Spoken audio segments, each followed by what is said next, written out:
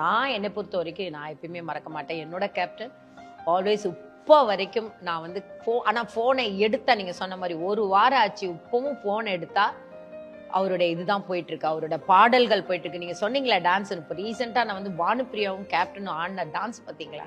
பயங்கரமா என்னமா பண்ணி பிரபுதேவா சாரோட கோரியோகிராஃபி அது அழகா அவர் அந்த தயக்கம் காட்ட மாட்டார்ல, நீங்க என்ன ஸ்டெப் போறீங்கன்னா நான் ட்ரை பண்றேன் நோன்னு சொல்ல மாட்டாரு, நோன்னு சொல்ல மாட்டாரு. ஃபர்ஸ்ட் டைம் வந்து பிரபுதேவா வடிவேல் சார்லாம் ஒரே ஸ்டேஜ்ல பண்றாங்க. அந்த வீடியோ இப்போ ரீசெண்டா சார் டெத்துக்கு அப்புறம் பயங்கர வைரல் ஆச்சு.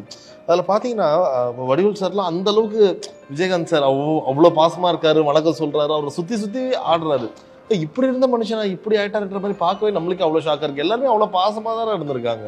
இல்ல பாசத்துல நம்ம என்ன நடக்குது நம்மளுக்கு தெரியாது, நம்ம தெரியாம யாரையுமே நம்ம குற்றம் சொல்ல முடியாது. அவர் ஆக்சுவலி மேன்லி டான்சர்ஸ். கேப்டன் எப்பவுமே சொல்லுவாங்க யாருமே குற்றம் சொல்லாதீங்க.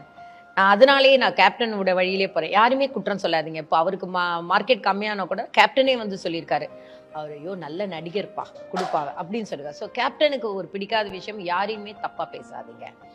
ஸோ வடிவேல் சார் அவங்க 2 பேருக்கு என்ன ஆன்னு நம்மளுக்கு தெரியாது, நம்ம தெரியாம நம்ம எந்த விஷயங்களும் பேச முடியாது. பட் அஃபெக்ஷன் எப்பயுமே எல்லாருக்கிட்டையும் இருக்கு, எப்பயுமே பழச யாருமே மறக்க மாட்டாங்க.